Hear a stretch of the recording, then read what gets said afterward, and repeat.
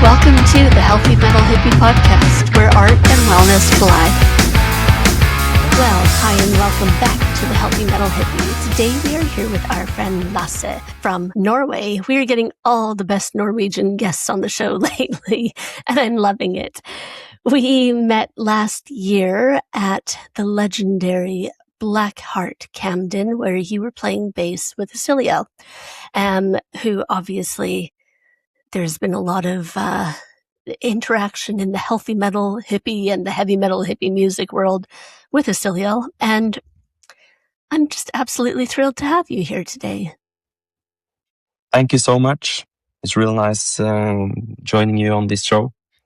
Yes, you play bass, and it was interesting for me because when we got to talking, you told me that primarily you play blues and jazz and kind of everything except for heavy metal. Yeah. And suddenly there you were playing like a black metal Japanese artist show. Yeah, actually it's like I love all kinds of music, you know. I see myself as a very versatile musician, so I think my playstyle would fit like many genres, you know. But yeah, but like if you ask me, it's like my thing is like some blues, rock, soul, a little bit jazz stuff. Metal was like, I've never played metal before I played with Isiliel. Actually, like I've never been on a metal concert before I played with Isiliel. So my first time at a metal concert was actually on stage with Isiliel. Really? Yeah, that's actually that's not kidding. I'm not kidding. That was the first time. I had no idea about that. So that's really interesting. So it's like, yeah, my first metal show was the one I played at. Crazy. Yeah, really? Yeah. I really love that though. Has that experience, because you were on the whole tour last year with Isiliel, right? Did that experience like change your outlook at all towards metal music or how you play or anything like that? No, not really. I have big respect for all genres, you know. So it doesn't change anything actually. It was just another gig that I took because I wanted to like try something new.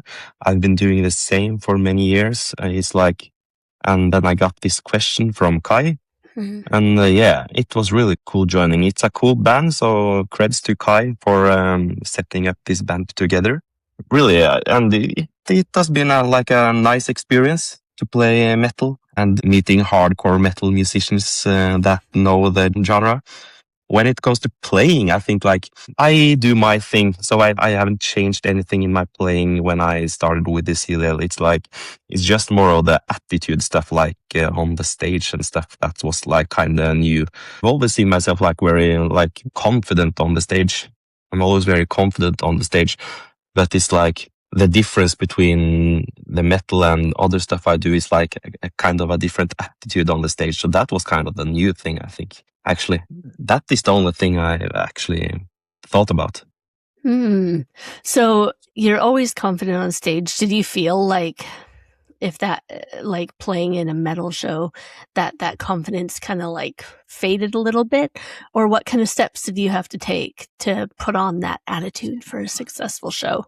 No, it was not like that my confidence faded away. It was just I have like sort of when I play on stage, I get a picture of how I think I should look on stage.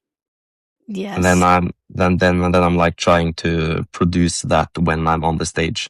And then in the beginning, you're like kind of unsure if am I doing it right or it's nothing. It's like nothing is right or wrong, but I have a picture of how I want to look. But that was the thing.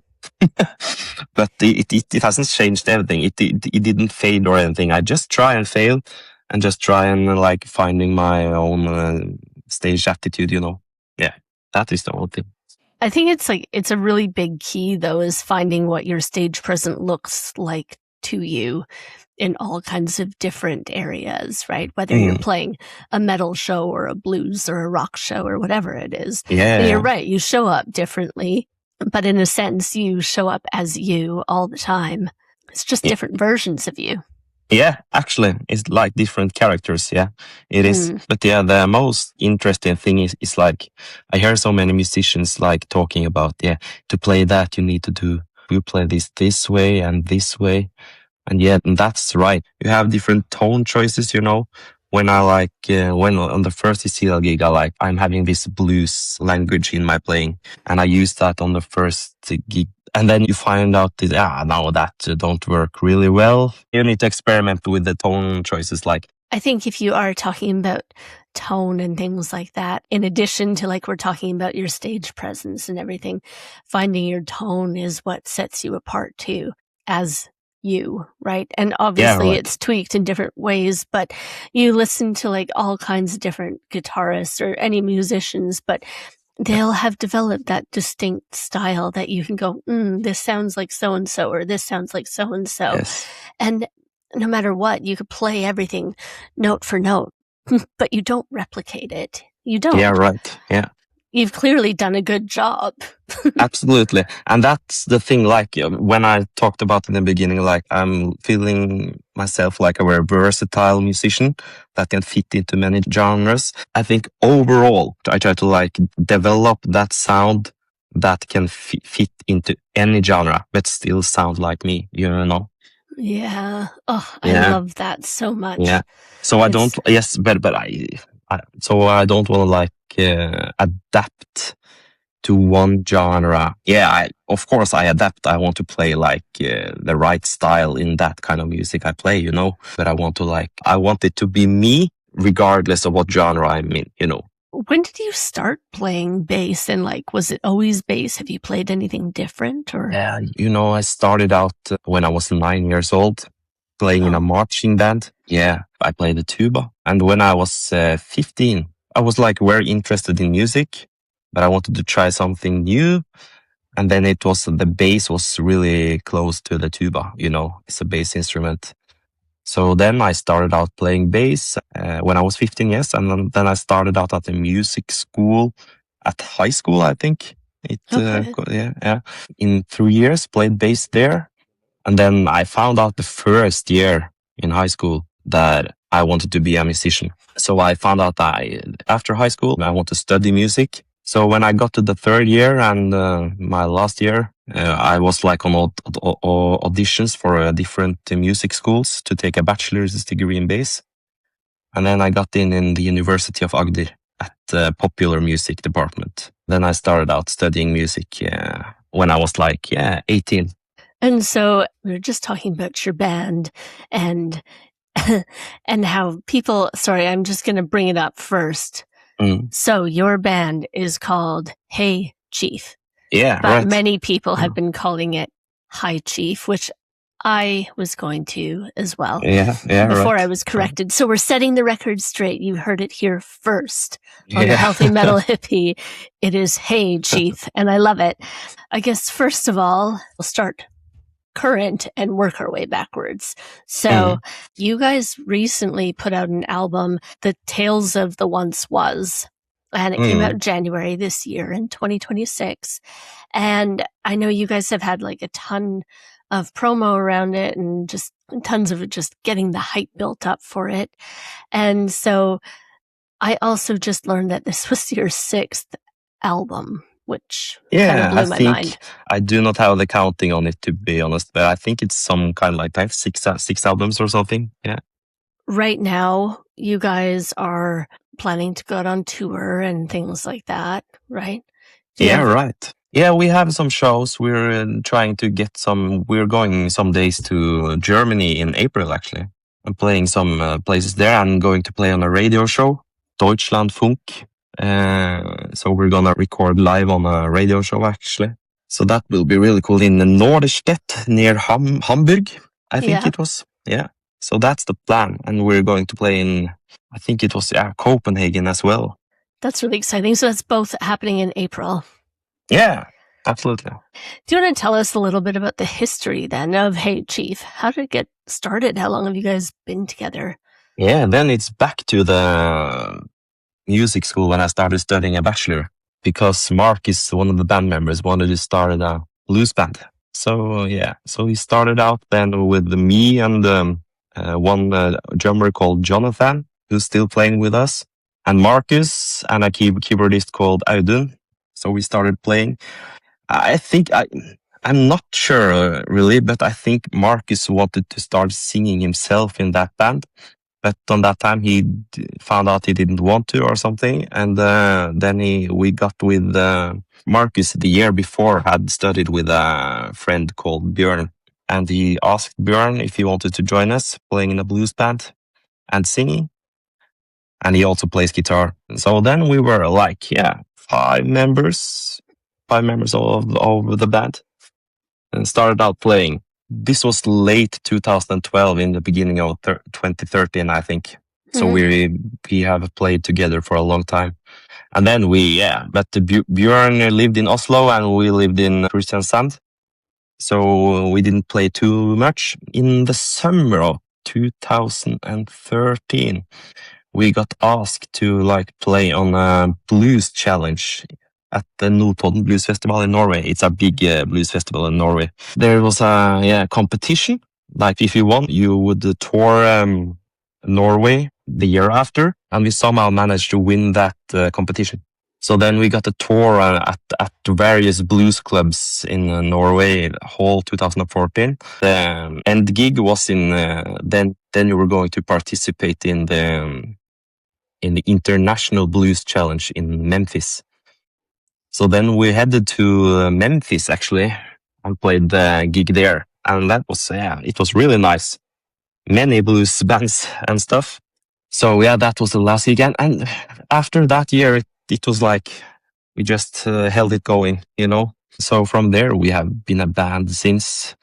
And I met, it's a really important to notice is that we started out as a blues band, that we were a blues band for so long. Then we started experimenting other genres and trying to make our own sound. So I don't know, it's like we have headed to Americana, played some Americana stuff. And we've also had a little bit jazz influences there and there. And so exactly what genre it is now on the last album, I don't know actually, because we have just developed that distinct Heigh Chief sound. So but we still have the blues with us, but we don't call ourselves a blues band anymore. That's actually amazing. See, I'm learning so much from you today. Yeah. One thing is, I think it's really great, even if you started as a set, say, blues band, you do end up finding your actual sound and the voice that speaks to you guys as a group of artists, right? Yeah. And there's something that gives you special kind of staying power when you've got that. Because if you sound like everybody else, then it's kind of boring, right? And absolutely. So if you can develop that unique thing about you that makes you stand out, something special and something to celebrate. And it's really interesting because to develop a sound in a band takes many years, you know. It takes many years because in the beginning you would if you listen to earlier Heigh Chief albums, you would hear that, we are so many places. It's like, we're in the rock, we're there and there. And you're not, But right now, I think you could see more of a red line, or what you call it. Like it's more. It's more cohesive now. Yeah. It is, but it's still like the same. We are just doing what we think is cool. So you will hear on the new album that it's different stuff, but it's still Heigh Chief all over the line, you know. I know if you've changed your sound a little bit, that's okay, but I think blues is one of those genres that's kind of underestimated and undervalued. You know, I don't think it used to be like that, but I think people don't really realize how much of a following blues still has and how important it is as a genre to as one of those foundational blocks of all music. Absolutely. Blues is just for me, blues is just like a language. I don't listen to like much just blues music or something, but I love the language, and the language can be used in much more of music, you know. But I love blues actually. I love blues. I do it. I mean, I would hope so, but Yeah, absolutely. in general, I see so many people going like, oh, you know, basically everything except pop is dead. And I'm like, it's not true. Like, metal is still huge, blues is huge, jazz is huge, you know, even, and of course, you know, yes, pop and electronica, dance, whatever, that's still huge too, obviously, and growing. But I think those like smaller genres and stuff that, and obviously country is kind of like right along with the pop stars, because country is shocking. I think people just like forget about these other little genres that exist that make up a really huge part of the music market share too, right? Nobody listens to that. It's like, actually they do. Lots of people do. Yeah, if you like count all the people in the world, you will have many listeners in all genres. You know, but it's like pop music and that sort of stuff is like it's much bigger. Or if you are in one country, it's like big. It's a bit big, but like the blues and jazz scene would like be to just tour with jazz and blues in Norway, for example, will be probably a too small country for that genre, you know. But if you like it, then, and it's like for us as well in the Hey Chief, we play in Norway it's very narrow that genre, so therefore we want to go to other countries, you know. Yeah. So Germany has been a friend of us, and we're very like the places we played in Germany is like it's really nice to meet people there, and they're also like it's many people listening to us there on clubs and on clubs and places. That's so nice. And I mean, if I think about Norway, I wouldn't go, they're definitely known for their blues. That probably would be my last. No, but I think like the Notodden, yes, but the Notodden Blues Festival, the competition we won, it's like that is kind of a big blues festival, Yeah. actually. No, it is, for sure. Yeah. But I guess if I think of like, if I had to pick where are blues artists coming out of, I probably wouldn't think that it would be Norway. Just no. I would like probably tell the US or something. Yeah, exactly. Probably like America or yeah. I mean, even here, but still like in the UK, but still not. Absolutely. And we have some pretty big blues festivals here too. We were actually, when we were in the US, we had time to tour, time for a vacation a little bit. And then we were in Clarksdale. Clarksdale is a city in the US, and it was actually said to be the birthplace of the blues, actually. Really?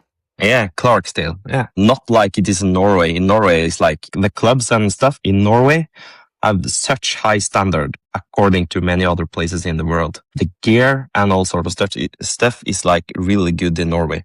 When you are in Germany, okay, we are touring with a car and with stuff with own gear in Germany, and we do that as much as possible in Norway as well. But in Norway, you have much more. It's really good gear actually. But in the US, it's like I was like playing bass in the PA, you know. Yeah. I didn't have a bass amp. I hate saying it, like, doesn't totally surprise me. No. But I think there's a high value of the arts in general in Norway, is just my perception at least. It's a treasure that must be held and maintained, because so many places are just like, no big deal. And I mean, that's one thing that I noticed drastically living, London area, is we care about art here. And like, cause if I think about my hometown, there's some stuff going on, but it wasn't something that was really nurtured. It wasn't really something that people kind of wanted to see expand or wanted to stay alive, it seems. Yeah. So when you have a place that cares, then it's like, preserve at all costs. It puts value on artists too when you're touring around and you have access to nice equipment and nice facilities, and it makes such a difference. It makes it easier for musicians to go around also, because it's very expensive to carry your own gear everywhere actually. So that's kind of nice with Norway. How is that in England? Like gear on the venues? It depends. It depends on the venue. Okay. Some are like, you're like, holy shit, you have all of this. It's kind of hit and miss though. And so just depends. I loved playing in England though. It was really nice playing at the Black Heart. It's a really cool club. Yeah, the Black Heart was amazing. And I do think, not to toot my own horn or anything, but that show is going to go down in history in the Isiliel books.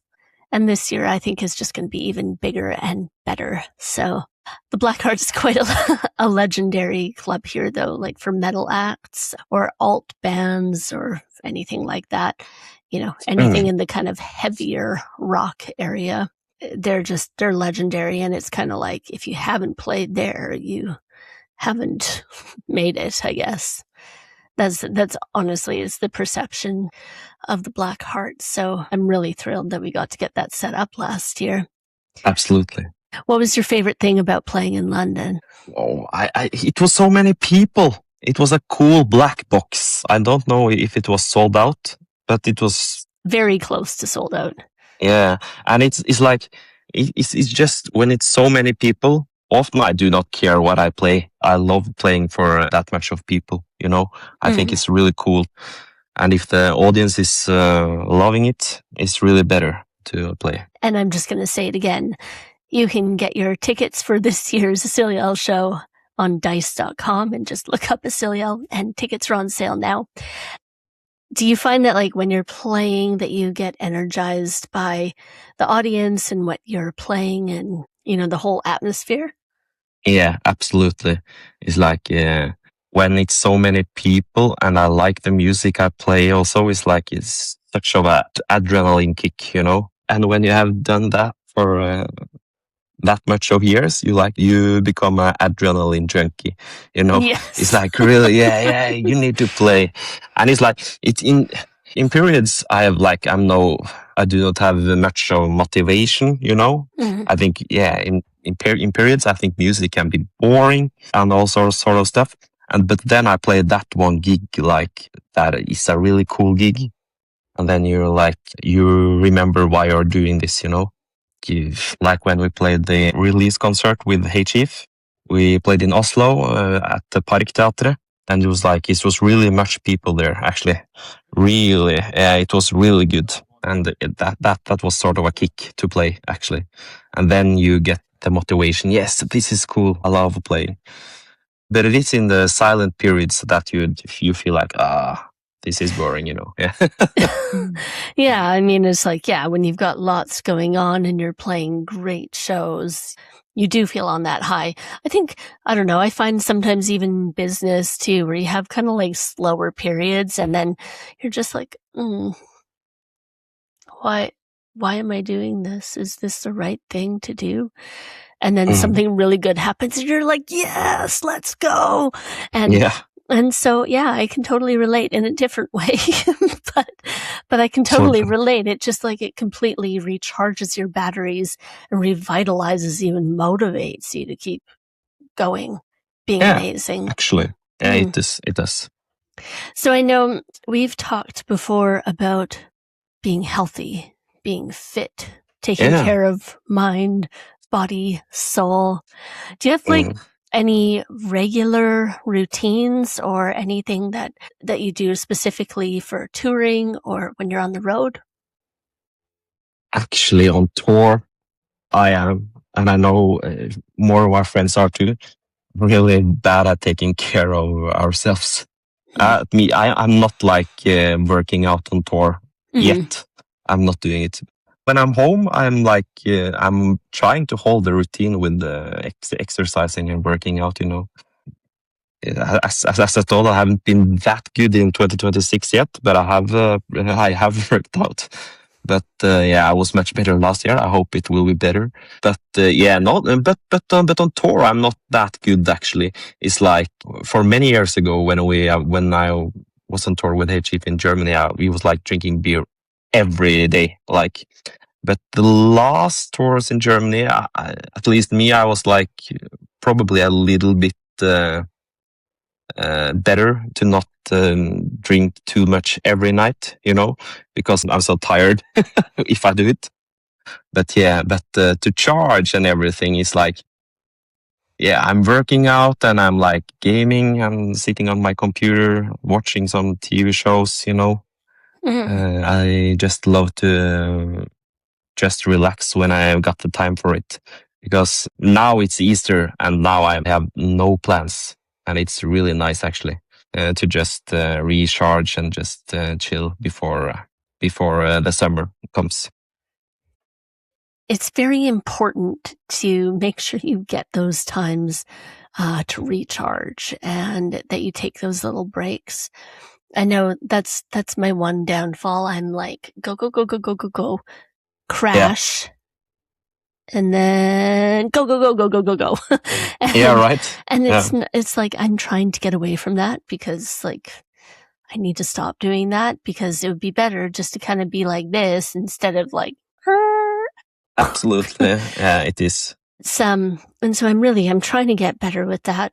And right now, I can tell you I'm taking a couple courses. So I have added a lot of extra things. So leading into the courses, I was really working hard to get ahead on a bunch of stuff, which I have, but now I have more other work to do. And so I'm like, balance everything, keep on top of everything. But it's kind of difficult to plan too, because for me, it's like, I'm getting a question. Can you do this? Can you do this? Yes.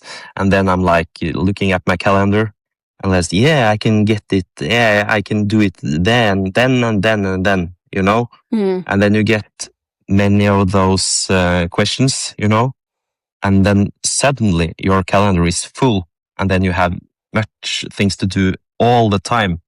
So I think, yeah, but I can totally relate because for me, I need to just probably say no to more things to just let myself chill a little bit more. Yeah, I think there's a lot of power in saying no, and maybe not power, but there's lots of strength in saying no, right? Yeah, absolutely. Because it's way too easy to overbook yourself and just get bogged down with stuff, and then you don't actually have time to be creative or sit with your thoughts and sit with your feelings, for example. Yep. You don't have time for your body to repair and your brain to repair, right? And so it's making sure you let yourself say no. It's a big deal. Absolutely. And I should be much more... I should be better doing that actually, because I'm not. We all should, but maybe it can just be a something that that we work to do. I appreciate that you said yes to me to coming to hang out today, though. Stop! It's kind of doing this is like I'm going out of my comfort zone. Actually, to be honest. No, because it's like I've never done. Yeah, I've been on a podcast before. Actually, I have, but that was in a team. Like it was the band, so and that's just solo thing. Yeah, no solo thing. So this is kind of new to me actually, but it's totally okay.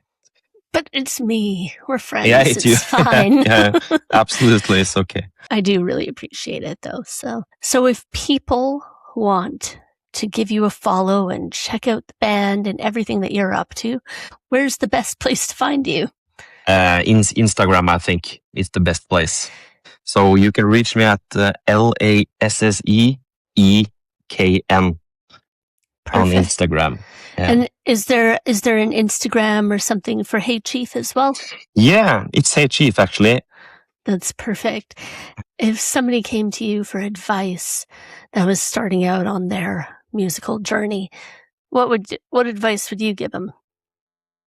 Have fun. that sound like a very like regular answer on that one. But have fun, because if you're starting out on a music journey, you want to have fun. Because when I started doing it, it was like because I had fun doing it, and every time I think something is like difficult doing this, or I don't know what to say, but then I have to remind myself that you need to have fun doing it. And yeah, of course, you need to work hard. You need to practice your instrument, be good at it, and be kind. It's be kind. Musicians who are kind is then you have much more chances being successful, I think. Be kind and play with everyone. Actually, play everyone, and just find your own style and But the most important thing, remember to have fun, I think. Yeah. I love that. Well, thank you so much for being here today. I have had an absolute blast, and I look forward to seeing you later this summer. Yeah, thank you. That will be really nice, actually. Yes. I'm looking forward to it. Yeah. Me too. And then we will talk to you soon. Yeah, I hope so. Yeah, yes. Absolutely. Bye. Bye. Thanks so much for joining us on the Healthy Metal Hippie podcast. For more ways to connect, go to www.healthymetalhippie.com.